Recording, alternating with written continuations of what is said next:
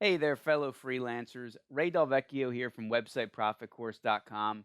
And today I want to dive into a challenge that all of us are going to face at some point, and that's juggling client demands while maintaining your own workflow sanity. And I think we've all had the moment where a client has a minor update or they have a question and it becomes their top priority, but that doesn't mean that it should be yours. 99% of the time, it's not an emergency, and you have to take control and set those boundaries. Otherwise, you're not going to have a sustainable business. So, in this video, I'll share some practical strategies that have helped me strike a good balance between pleasing the client, meeting their needs, but also managing my own time effectively. You got to remember that it's your business and you have to create the rules. Otherwise, you're going to be a slave to somebody else.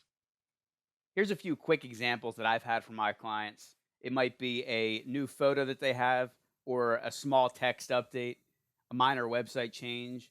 And this is especially true for something that's buried on an inner page or a blog post that really doesn't get that much traffic. The third bullet point here is a little bit of my own fault because I do usually tell my clients that I'll help them with computer issues, or I can at least advise them on it, but they may take advantage of that and hit something really small or minor and call me 3 or 4 times in the course of a couple of weeks. Or I have told one of my clients that I'll help them with this, and then their secretary will bombard me with little issues that they need to figure out on their own. And maybe the most common one is a local business that gets a negative business review. Whenever this happens, my clients think it's the biggest emergency possible and that nobody's going to contact them after they get a 1-star review. They want to take it down immediately, and you don't have control over that. That's up to Google or Yelp or whatever platform it is. So normally the best you can do in that scenario is just respond to the negative review. Let's start with some of the strategies that you can use to set these boundaries. And the most obvious is that you should be using a calendar and scheduling your tasks in advance. You shouldn't just be waiting for someone to contact you with something to do and doing it right on the spot. Now, you don't have to do this. You can just tell your client you're doing it. But just for your own time management, I highly recommend that you use a calendar. I didn't for the first couple of years of freelancing, and it did become overwhelming. It became very hard to manage all the various things that I had to do between my own business and my clients' businesses. And I have a whole other video on time management, which I'll link up in the top right, along with a spreadsheet that you can use to track your time. I'll link that down in the description below. And on top of that, I built in some automation where it'll pull your hours from Google Calendar without any manual input from you.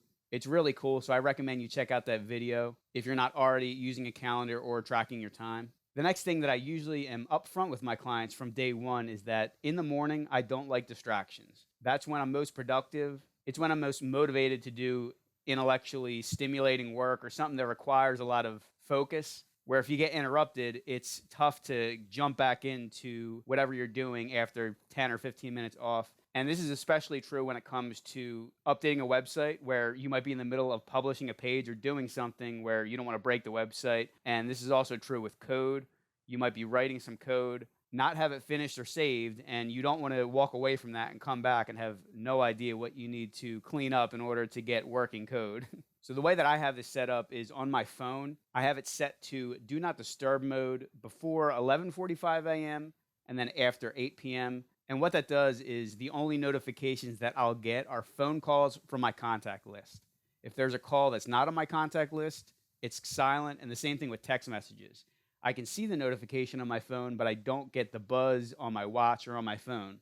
That way, my complete focus is on whatever task I'm working on. And then in the afternoons, that's when I'm more open with my time. I'm more willing to answer a phone call. That's also when I schedule my meetings if some of my clients do want to meet in person, which most of them do since they're all local to me. And frankly, by the afternoon, I do want to step away from my computer, my office, and have some human interaction. Now, as a web designer, the thing that I usually sell my clients on is the fact that I'm a one-person operation. Almost all my clients have dealt with either a freelancer who is unresponsive completely and doesn't know what they're doing, and they're really cheap, or on the other end, they've dealt with big companies who have dedicated salesmen, customer support, and they get tossed around with a bunch of different people, and they don't really know who's working on their website, and they don't necessarily trust the advice they get. So my clients know that I'm a one-man operation for the most part, and that I'm not a call center. I don't have the bandwidth to operate like a big company. Having said that, I do recommend that you get back to your clients quickly, even if it's just to tell them when you're going to address the issue. So my standard response when I get a call or a voicemail from a client is text them back as soon as I can and tell them when I'm going to address the problem. And it's usually just the next morning. I had the last point here that if they have a lot of small requests in a shortened time frame, this is definitely more common when you're first launching a project. If you're just building a website for them and they're doing website revisions, get them to batch these small requests. Tell them that you're going to take care of them in a few days to list out everything that they want done. And that's the same way that I work on things. Now, there is the very small percentage of time where immediate action is required.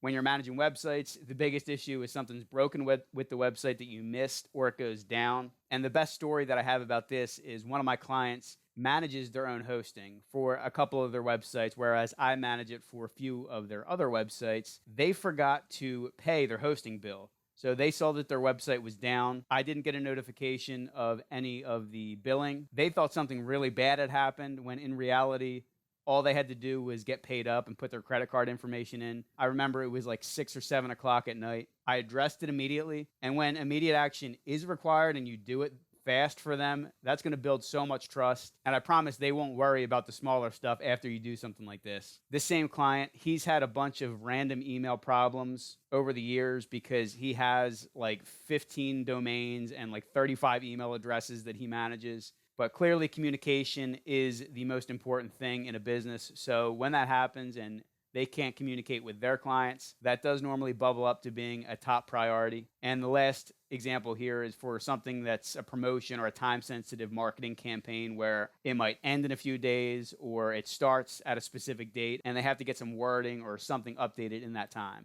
But outside of these rare cases, you have to be proactive with how you manage your time. So that's why I recommend that you use a calendar, fill it with your tasks along with free time where you don't want to be bothered, along with some open time where it's almost like an open office and you're okay with getting calls and text messages and responding immediately. So if you want to grab this spreadsheet time tracker, go to websiteprofitcourse.com/tracker. You can download that template, and that also includes the link to the upgraded version where it automatically pulls your events from Google Calendar, throws them into this time tracker, and you can see how you're spending your time, how much time you're being productive. There's no doubt that this is one of the best things you can do in your business because you're going to more easily calculate how much you're earning and know what to charge based on that. Which, speaking of, if you are a web designer or you have WordPress skills and aspire to make money with that, you can go to my homepage to download this cheat sheet, 15 tools to start your web design business. I created that many years ago and have updated it over time to include new tools. For instance, the latest one that I have in there is ChatGPT, which I think everyone has heard of nowadays, but it makes it a lot easier to write website content instead of doing that from scratch or hiring that out.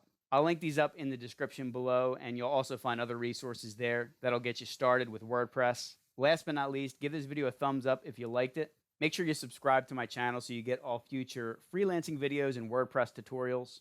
And if you got an example that I didn't talk about today of a client, trying to make a really small issue an immediate priority, I'd love to hear what you got in the comments below. Thanks so much for making it to the end of this video, and I'll link up a few other tutorials here if you'd like to keep on learning.